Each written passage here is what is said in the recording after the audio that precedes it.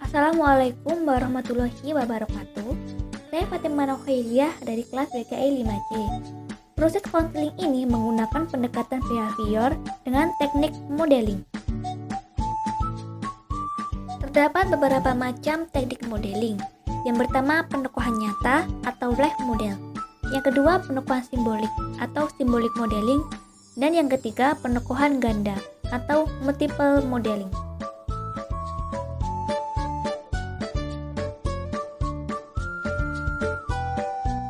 Konseling behavior merupakan suatu teknik terapi dalam konseling yang berlandaskan teori belajar yang berfokus pada tingkah laku individu untuk membantu konseli mempelajari tingkah laku baru dalam memecahkan masalahnya melalui teknik-teknik yang berorientasi pada tindakan.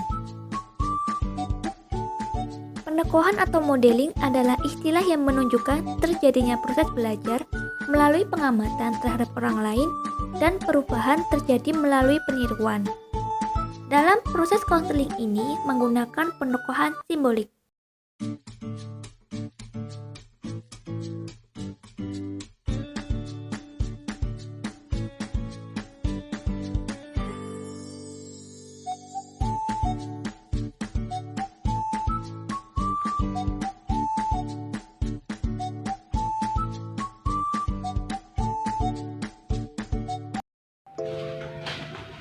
Assalamualaikum. Waalaikumsalam. Silahkan masuk. Silahkan duduk, Mbak. Oh iya Mbak, terima kasih. Baru pulang dari sekolah ya? Iya Mbak, sekarang masuk seminggu 3 kali. Oh alah. Kemarin teman-teman kamu yang di lingkungan sini juga satu SMP denganmu kan? Mereka juga satu kelas. Iya Mbak, kemarin teman-teman di sini juga banyak yang satu sekolah dan satu kelas dengan saya. Wah, pasti seru sekali ya.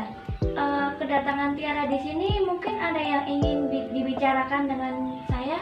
Iya Mbak, saya ingin meminta nasihat dan solusi dari Mbak Fatimah. Begitu.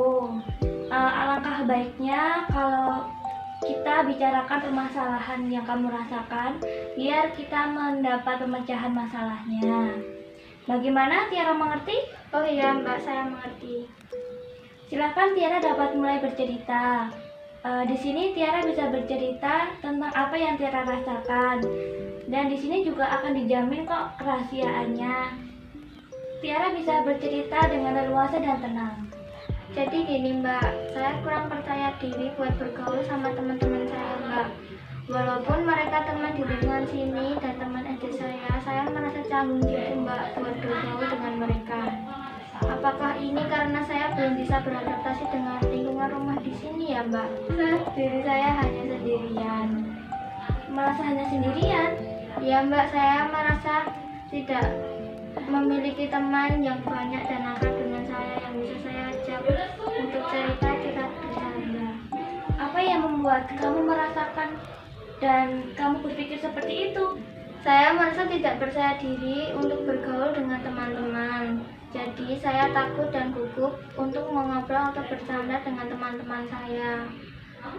Saya tuh agak takut dan trauma sama mereka Mbak. Dulu mereka pernah membuli saya, jadi saya berusaha buat menghindar dari mereka. Tetapi saat SMP mereka berubah menjadi baik dengan saya Mbak. Oh, saya mengerti apa yang Tiara rasakan. Yang kamu butuhkan dan inginkan adalah ingin merasa lebih percaya diri dan kembali akrab dengan mereka kan? Ya Mbak, saya sedih sendirian terus-menerus. Tetapi ketika saya mencoba membalas percakapan dan bercanda mereka, saya merasa canggung Mbak. Ya, saya paham perasaanmu. Jadi gini, setiap orang yang belum pernah mencoba itu tidak akan tahu bagaimana hasilnya. Jika kamu berani untuk memulai menyapa, memulai pembicaraan, membalas apa yang mereka tanyakan, tidak mustahil nanti mereka juga akan merespon dengan baik. Dan mungkin sebenarnya mereka ingin sekali kembali akrab dan berteman baik denganmu. Perasaan trauma karena pernah dibully masa lalu itu adalah masa lalumu. Siapa tahu sifat mereka sekarang hanya ingin menebus kesalahan mereka di masa lalu. dan mencoba menebus kesalahan mereka dengan bersikap baik padamu saat ini. Sehingga perasaan tidak percaya diri, gugup, takut itu tidak perlu kamu rasakan. Jadi kamu bisa lebih percaya diri dan tidak takut lagi akrab dengan teman gitu. Iya Mbak, saya tahu apa yang Mbak Fatim maksud. Tapi saya masih sulit mengubah perasaan saya. Saya sulit memulai pembicaraan dengan mereka atau merespon ajakan mereka. Saya bingung harus memulai dari sikap bagaimana, dimulai dari mana dan dengan perkataan seperti apa. Ingin dekat dengan mereka, tapi saya masih gugup. Baiklah, kalau kamu merasa kesulitan dengan hanya membayangkan atau memikirkan dari permasalahanmu, kita akan melakukan teknik modeling untuk menyelesaikan permasalahan itu. Nah, teknik modeling ini ada beberapa jenis. Yang pertama ada penokohan nyata, yaitu tokoh yang digunakan bisa dari keluarga konseli atau dari temanmu, teman sebaya. Kemudian penokohan simbolik. Tokoh dalam modelnya kita bisa ambil dari video, film, atau media lain. Dan penokohan ganda. Ini terjadi dalam kelompok. Seorang anggota mengubah sikap dan mempelajari sikap setelah mengamati anggota lain. Nah, kamu mau memilih teknik modeling yang mana? Saya akan pilih modeling simbolik. Itu saja Mbak. Kalau yang modeling live, saya tidak punya teman yang akrab dengan saya. Baiklah. Kalau kamu ingin modeling simbolik, ini saya tekankan di sini bagaimana kamu dapat memahami dan mengambil pelajaran untuk mencontoh setiap perilaku positif dari model kita nanti. Ya Mbak, saya paham. Oke, untuk sementara ini dari pembicaraan kita dapat disimpulkan bahwa kita telah membahas masalahmu, yaitu tidak percaya diri. Lalu kamu merasa kesulitan dan hanya memikirkan atau membayangkan solusi permasalahanmu. Sehingga kita akan melakukan teknik modeling atau penokohan simbolik. Iya Mbak Fatim. Baiklah, kita mulai sekarang ya. Apakah Tiara sudah siap? Sudah Mbak. Mbak Fatim akan memutarkan sebuah video. Jadi nanti kamu dapat mengamati apa yang ada di video tersebut supaya kamu dapat mencontoh perilaku tokoh yang ada di video tersebut. Supaya kamu dapat mencontoh perilaku baik tokoh di video ini untuk kamu terapkan dalam masalahmu. Baik Mbak, saya paham. Oke, kita mulai ya.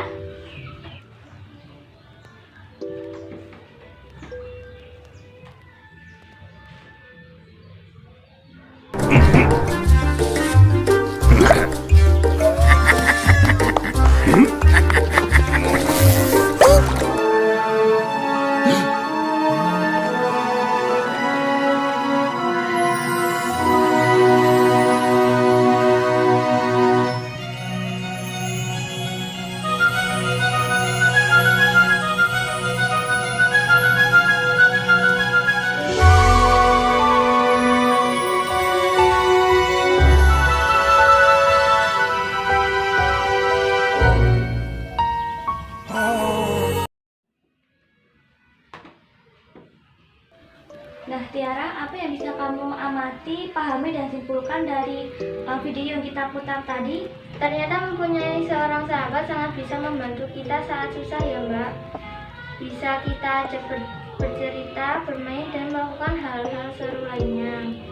Dan saya berpikir tidak begitu menakutkan untuk memulai bergaul dengan mereka Mbak. Mungkin sebenarnya mereka telah berubah dan mengharapkan saya menjadi temannya. Tidak semua orang menunjukkan respon yang sama seperti pengalamannya yang saya alami dulu yang tidak mengenakan. Iya, kita tidak tahu apa yang akan terjadi kalau kita tidak mencobanya terlebih dahulu. Banyak hal-hal positif dan menyenangkan yang bisa kamu lakukan bersama teman-temanmu. Dulu Mbak Fatim juga pernah seperti kamu itu, pernah dibully waktu SD dan tidak mempunyai teman. Tapi saat naik kelas itu teman-teman Mbak Fatim semua berubah, semua baik dan mengajak Mbak Fatim berteman lagi. dan saya senang banget bisa kembali berteman dengan mereka. Makanya kamu juga harus senang dan menerima teman-temanmu lagi. Coba lupakan traumamu itu, pasti seru dan menyenangkan bersama teman-teman. Iya Mbak, saya akan berusaha mencobanya saat dengan teman-teman saya nanti. Dan saya akan mengharapkan apa yang ada di video tersebut dan melakukan seperti dalam pengalaman Bapak Din tadi. Dengan kata lain, perasaan takutmu untuk memulai bergaul dengan teman-teman sudah berkurang ya?